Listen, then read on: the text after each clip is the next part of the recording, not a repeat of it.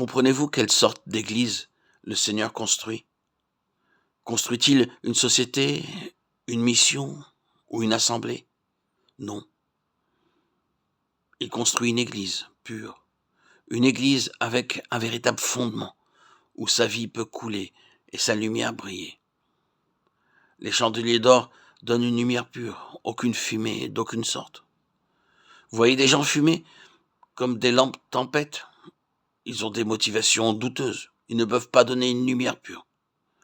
Ainsi, nous devons attendre patiemment jusqu'à ce que son plan parfait soit révélé.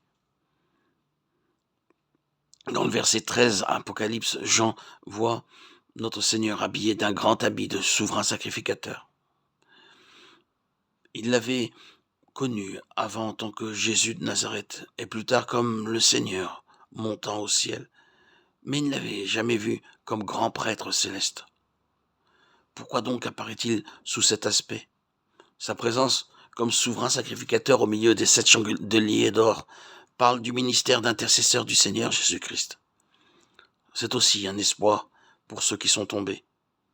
Il prie pour eux en tant qu'avocat. Il peut sauver ceux qui ont pris un mauvais chemin, n'ayant jamais cessé d'intercéder pour eux. Il ne les condamne pas, il prie pour eux. Il les lève, les relève et les restaure.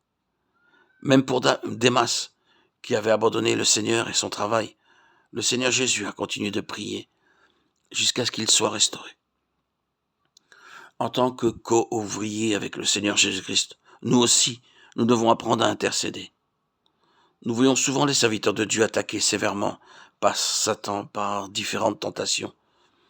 Ils trouvent l'ennemi trop rusé, glissent et tombent. Que ferons-nous? Les condamnerons-nous? Les abandonnerons-nous complètement? Non, Christ intercède pour eux. Nous devons aussi apprendre à intercéder. Il faut demander au Seigneur de nous donner l'Esprit Saint pour savoir intercéder pour les autres.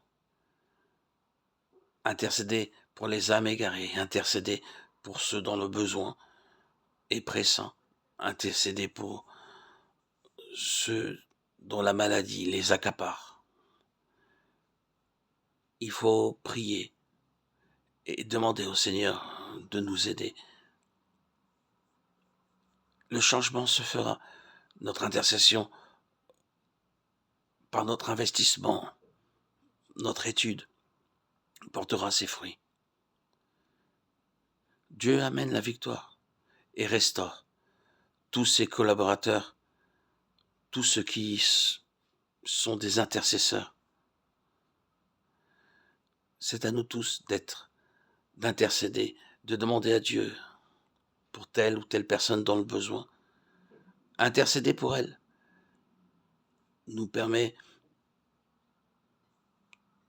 d'enlever la condamnation qui pesait peut-être sur nous. Prier, supplier pour ces gens dans le besoin. Ne plus juger leur travail. Ne pas être découragé. Demander même à quelqu'un d'autre de prier pour nous. Le Seigneur ne peut que nous bénir. Si vous lisez Apocalypse 1, 14 à 17, vous remarquerez la description de 7 traits caractéristiques de la personne du Seigneur Jésus-Christ. Lorsque vous les étudierez, cherchez à ce que le Seigneur vous parle et vous montre le sens de chacun de ces traits, un par un. Sa tête et ses cheveux étaient blancs comme de la laine blanche. Ses yeux étaient comme une flamme de feu. Ses pieds étaient semblables à de l'airain ardent. Sa voix était comme le bruit de grandes eaux. Il avait dans sa main droite 7 étoiles. Son visage était comme le soleil lorsqu'il brille dans sa force. De sa bouche sortait une épée aiguë à 2 tranchants. Lorsque vous aurez fini d'étudier ceci, vous n'aurez pas seulement 7 messages, mais vous aurez aussi une vision plus ample de sa gloire. Votre cœur aura une nouvelle prière et un nouveau désir de le voir tel qu'il est. Cela répondra à toutes vos questions.